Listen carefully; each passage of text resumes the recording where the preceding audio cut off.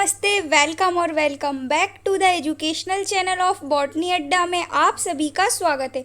So guys, आज हम biomolecules chapter के अंतर्गत लेक्चर नंबर 5 देखने जा रहे हैं, जिसके अंतर्गत हम लिपिड या वसा, लिपिड्स और फैट टॉपिक को कंप्लीट करेंगे। लिपिड और फैट टॉपिक के अंतर्गत आने वाले सभी टॉपिक्स को हम कवर करने जा रहे हैं, जिसके अंतर्गत हम सबसे पहले इंट्रोडक्शन देखेंगे, देन लिपिड और वसा का निर्माण कैसे होता है ये देखेंगे। इसके बाद हम लिपिड और वसा जो होते हैं उनका क्लासिफिकेशन देखेंगे। सो गाइस, वीडियो के एंड तक बने रहें। चलिए स्टार्ट करते हैं आज का अपना टॉपिक स्टार्ट करने से पहले गाइस एक बात मैं आपको बता देती हूँ, बायोमोलिक्यूल चैप्टर जो है उसका ये लास्ट लेक्चर होने वाला है। इसके अंतर्गत आने वाले सभी इंपॉर्टेंट लेक्चर मैंने ऑलरेडी अपलोड कर दिए हैं। सो आप चैनल पर बायोमोलिक्यूल प्लेलिस्ट में जाकर चेक कर सकते हैं बायोमोलिक्यूल चैप्टर के सभी इम्पॉर्टेंट टॉपिक्स। सो चलिए अब स्टार्ट करते हैं। लिपिड और फैट। वसा या लिपिड भी कार्बोहाइड्रेट के समान कार्बन, हाइड्रोजन व ऑक्सीजन के संयोग से निर्मित होते हैं, लेकिन इनमें कार्बोहाइड्रेट की तुलना में ऑक्सीजन का अनुपात कम होता है। सो देखिए, लिपिड जो होते हैं सबसे पहले इन्हें ही वसा कहा जाता है, और जो वसा होते हैं उन्हीं को लिपिड कहा जाता है। तो क्वेश्चन जो होता है वो कभी कभी वसा करके आ जाता है, यानी कि फैट करके आ जाता है, और कभी कभी लिपिड करके आ जाता है। सो आपको कंफ्यूज नहीं होना है। तो ये जो फैट होते हैं ये कार्बोहाइड्रेट के समान होते हैं। जैसा कि कार्बोहाइड्रेट कार्बन, हाइड्रोजन और ऑक्सीजन से मिलकर बने होते हैं, ठीक लिपिड भी कार्बोहाइड्रेट के समान कार्बन, हाइड्रोजन और ऑक्सीजन से मिलकर बने होते हैं। बट इनमें क्या होता है कि कार्बोहाइड्रेट की तुलना में ऑक्सीजन का अनुपात कम होता है। ठीक है, इन पदार्थों के ऑक्सीकरण से कार्बोहाइड्रेट की तुलना में अधिक एनर्जी उत्पन्न होती है। फैट में क्या होता है, जब इनका ऑक्सीकरण होता है, ऑक्सीडेशन होता है, तो इनमें कार्बोहाइड्रेट की तुलना में एनर्जी अधिक उत्पन्न होती है। यही कारण है कि इनका उपयोग संचित ऊर्जा के रूप में किया जाता है, क्योंकि इनसे एनर्जी अधिक उत्पन्न होती है। वसा जल में अघुलनशील होते हैं, परंतु कार्बनिक विलायकों जैसे कि एल्कोहल, क्लोरोफॉर्म, एसीटोन इत्यादि में घुलनशील होते हैं।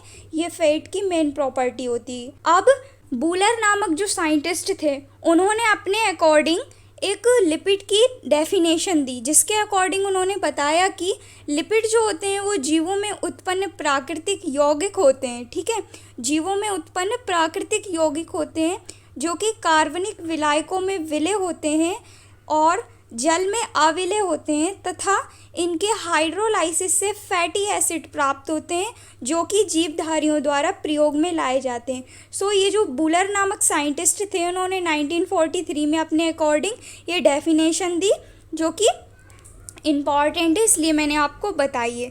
तो ये हो गया आपका इंट्रोडक्शन लिपिड या फैट का। ठीक है, लिपिड जो होते हैं वो कार्बोहाइड्रेट के समान होते हैं, लेकिन इनमें कार्बोहाइड्रेट की तुलना में ऑक्सीजन का अनुपात कम होता है।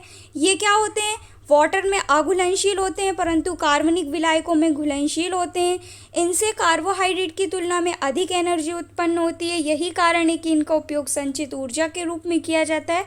और फिर बूलर नामक साइंटिस्ट ने अपने अकॉर्डिंग एक डेफिनेशन प्रस्तुत की, जिसके अनुसार उन्होंने बताया कि जब हम लिपिड का हाइड्रोलाइसिस करते हैं तो हमें फैटी एसिड प्राप्त होता है, जिनका उपयोग जीवधारियों के द्वारा प्रयोग में लाया जाता है। ठीक है, अब हम देखते हैं कि ये जो लिपिड या फैट होते हैं इनका फॉर्मेशन कैसे होता है। ठीक है, इनकी संरचना क्या होती है। सो चलिए स्ट्रक्चर ऑफ लिपिड और फैट देखते हैं।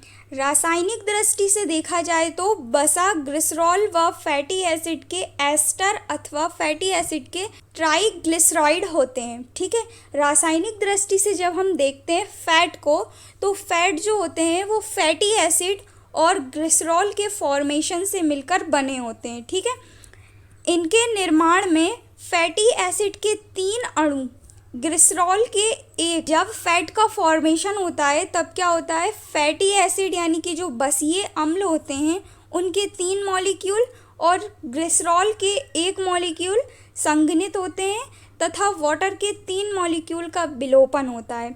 इसके फलस्वरूप फैट का निर्माण होता है। आगे मैं आपको इक्वेशन के थ्रू समझाऊंगी, आपको आसानी से समझ में आ जाएगा। देखिए, फॉर एग्जाम्पल ट्राईपामिटिन नामक फैट का निर्माण पामिटिक एसिड के 3 मॉलिक्यूल ग्लिसरॉल के 1 मॉलिक्यूल से संघनित होते हैं। इसके फलस्वरूप ट्राइपामिटिन नामक फैट का निर्माण होता है। देखिए, ग्लिसरॉल का जब हम 1 मॉलिक्यूल लेते हैं और पामिटिक एसिड का हम 3 मॉलिक्यूल लेते हैं। जब हमने ग्लिसरॉल का 1 मॉलिक्यूल लिया और पामिटिक एसिड या फिर कहा जाए तो फैटी एसिड के हमने 3 मॉलिक्यूल लिए, जब इनका संघनन हुआ तो इसके फलस्वरूप आपका ट्राइपामिटिक एसिड के 1 मॉलिक्यूल का फॉर्मेशन हो गया, यानी कि कहा जाए तो फैट का फॉर्मेशन हो गया और इसके फलस्वरूप 3 मॉलिक्यूल वाटर के यहाँ से रिलीज़ हो जाते हैं। सो यही कहा गया है कि फैट का फॉर्मेशन कैसे होता है, जब 1 मॉलिक्यूल हम ग्लिसरॉल का लेते हैं और 3 मॉलिक्यूल हम फैटी एसिड का लेते हैं। इन दोनों का जब हम संघनन कराते हैं या इन दोनों की जब हम रिएक्शन कराते हैं, इसके फलस्वरूप हमें 1 मॉलिक्यूल मिलता है फैट का। ठीक है, तो हमने ग्लिसरॉल का 1 मॉलिक्यूल लिया, पामिटिक एसिड या बसीय अम्ल या फैटी एसिड के 3 मॉलिक्यूल लिए, तो हमें ट्राइपामिटिक एसिड का 1 मॉलिक्यूल प्राप्त हो गया, या फिर कहा जाए तो वसा या फैट हमें प्राप्त हो गया। इस टाइप से फैट का फॉर्मेशन होता है और इसके फलस्वरूप 3 मॉलिक्यूल यहाँ से वाटर के रिलीज हो जाते हैं। ठीक है, तो इस टाइप से फैट का फॉर्मेशन होता है। तो ये हो गया फैट का फॉर्मेशन, फैट या लिपिड की संरचना। अब हम देखते हैं फैट और लिपिड का वर्गीकरण। ठीक है, क्लासिफिकेशन ऑफ लिपिड। रासायनिक संगठन के आधार पर वसा 3 प्रकार के होते हैं।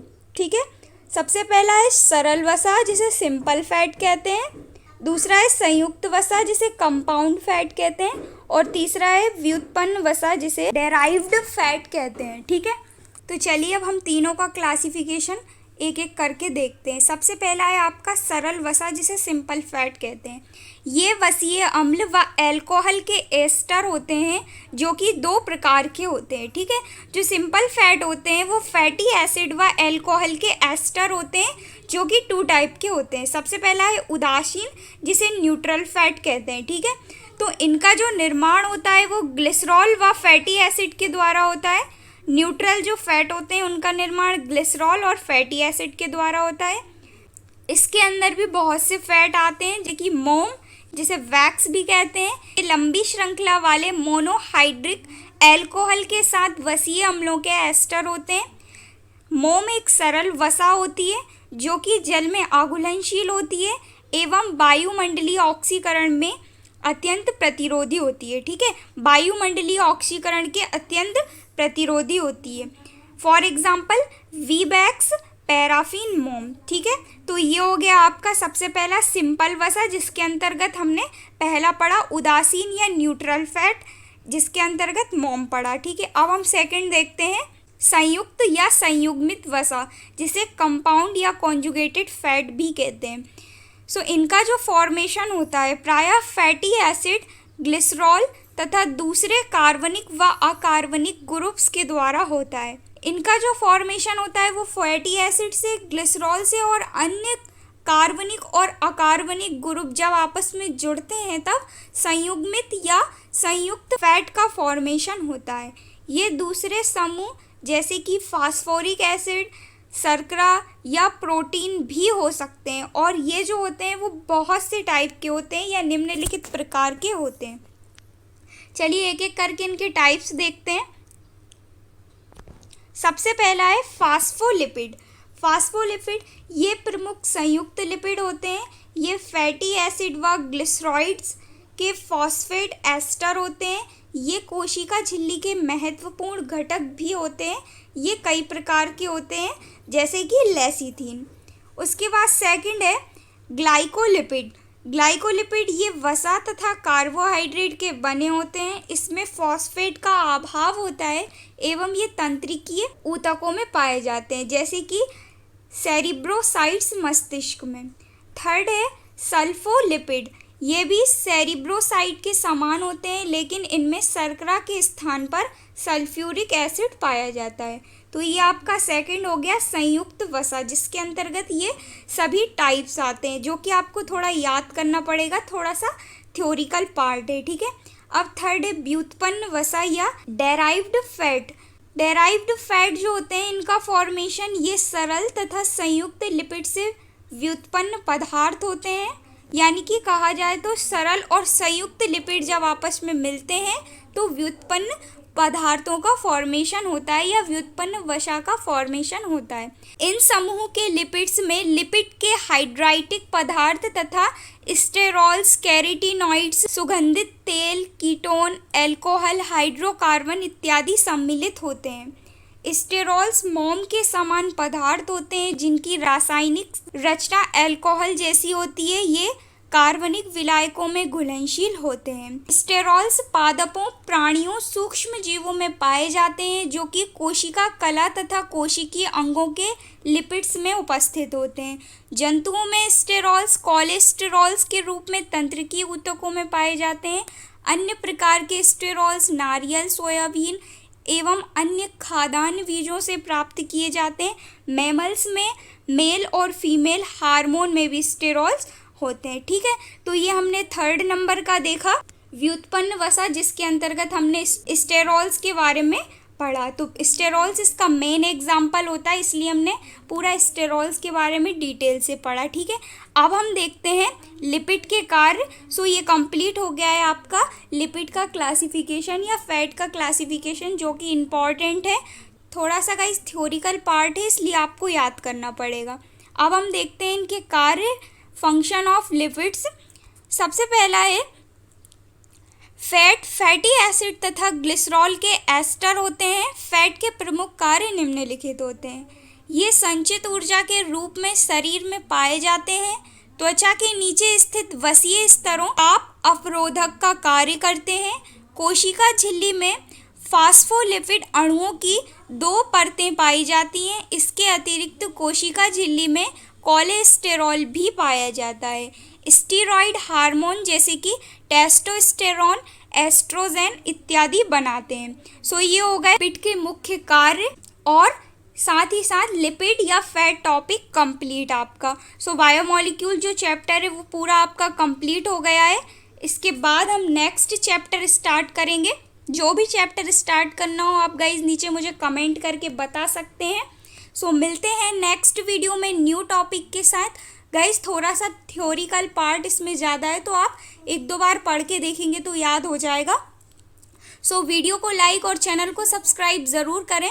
मिलते हैं नेक्स्ट वीडियो में न्यू टॉपिक के साथ। So thank you so much for watching.